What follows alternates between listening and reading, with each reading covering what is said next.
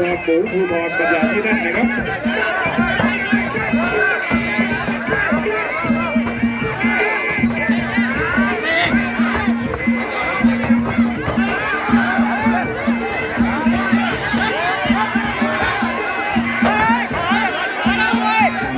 ต่อมารับหน้าและสับด้วยศอกขวาของเพชรต่อแล้วตีเข้าขวาเอายกที่3ในเปิดเกมสนุกนะท้าดวลชวนแรกกันนะท้าดวลชวนแรกกันนะดวลพิเศษ35,000อย่าดีนะอย่าถอยเยอะนะยก3แล้วเดี๋ยวไม่เข้า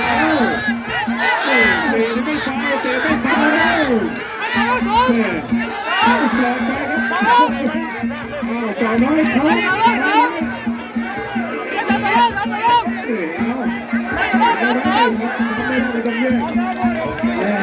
แยกข้ามกับตัวนี้ก็หมายถึงการวิธีเอาอีกเอาต่อเนื่องต่อน้อยเดินมงคลเห็นต่อมาขวาไป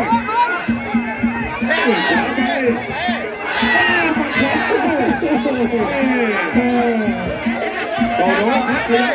ปัดตามตัวไม่ถึงสองมงคลเห็นเอาแยกขวามือขวามือ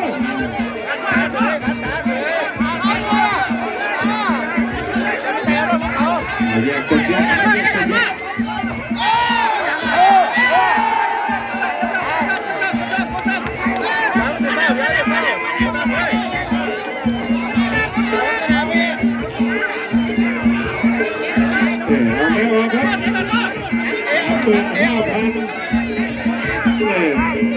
พี่เลี้ยงฝั่งแดงลงด้วยพี่เลี้ยงฝั่งแดงลงด้วย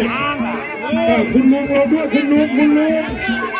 เดี๋ยวมันจะเป็นพลาดเดียวกับวุ้นน้ำบวยนะครับลงให้สนิทครับลงให้สนิทเอาแล้วลงนี้เดี๋ยวเขาไปชมที่แถมกินเราเลยลงคุณลุงลงอันตรายต่อมาไม่เสร็จแล้วไปขวาตรงไ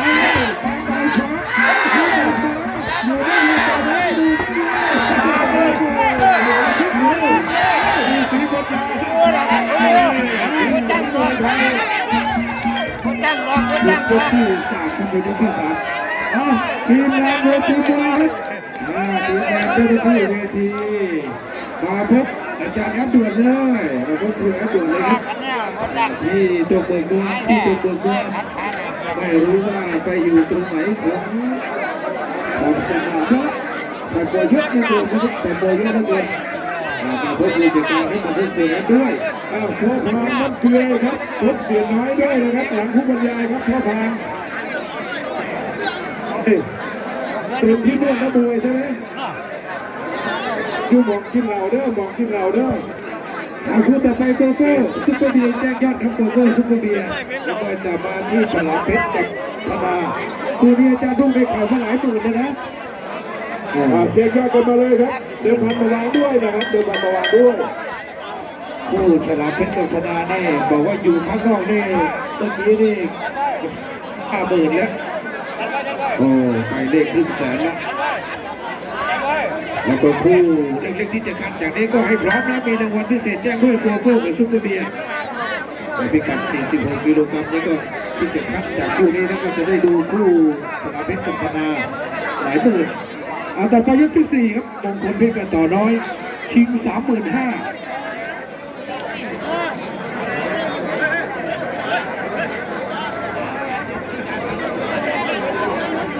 ทีมงานดูทีมมวยอาจารย์แอดสันติชัยเก็บสังกะสีเลยครับเก็บสังกะสีเลยเจ๊ติ๋มครูแพรบอกว่าเก็บเลยเก็บได้เลย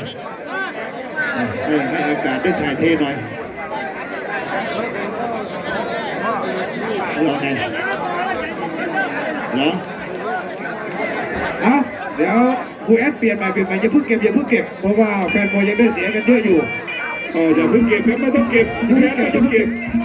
จบทีเดียวค่อยเก็บทีมงานแจ้งมาไหวแล้วให้เดินเข้าออกทางเดียวจะลุกจะไม่ลุกไปไม่ต้องเก็บเดี๋ยวนายดาบจะมีนายดาบมีนายดาบเกิดขึ้นแล้วก็ยุ่งนะเด็กแล้วก็แฟร์ครับ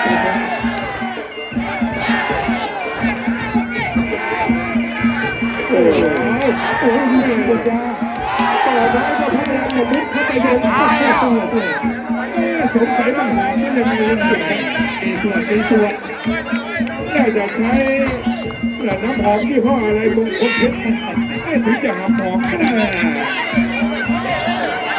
ทำให้ผู้ต่อสู้เนี่ยเคลิ้ม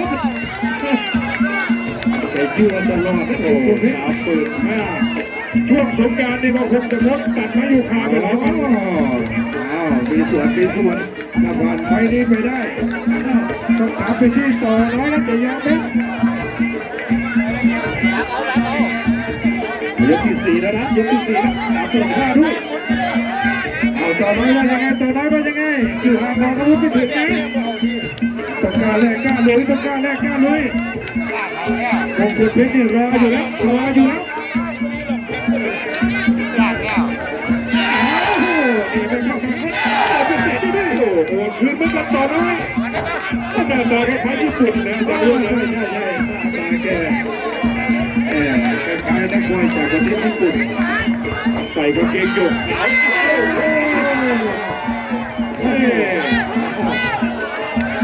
กลึกแล้วโอ้ไม่ไหวนะครับแค่สมควรเป็นงานทำแล้วคุณหมอเป็นงานทำแล้วสอบเนี่ยอย่าโดนเจ็บปากขาด้วยนะสมควรสุดยอดโอ้ยหอมตีนจากของแล้วก็หอมตีนเท่านี้เป็นอย่างบางคนเพชรก็ขอโทษต่อน้อยด้วยแจกใจกันด้วยชนะสุดยอดครับปรบมือให้นักมวยทั้งคู่ครับแพ้ชนะก็เป็นเรื่องของเกมการต่อสู้จบแล้วก็เป็นมิตรภาพที่ดีต่อกันครับบริตัดไปยุค่าโดนระบาดสบายเลยสงการเที่ยวตลอดเลยบนต้องตัดมันไปยุค่าแกเล่นผู้เดียวสักแม่10,000 กว่าบาทสบายเลยผ่านไปคู่ใหม่สวนขึ้นมาครับเป็นหน้าที่ของโกโก้กับซุปเปอร์พวงมาลัยเอาไว้มุมเด้ออีกขั้นน้ำหาอีกพยาพี่เอาของไปเถอะแล้วก็หลังจากจบคู่โกโก้กับซุปเปอร์เบียร์แล้วก็จะไปที่ฉลามเพชรกับธนาแล้วก็สกุลไทยกับแหลมทองต่อด้วยจักรแลตนะครับกับน้องโอ้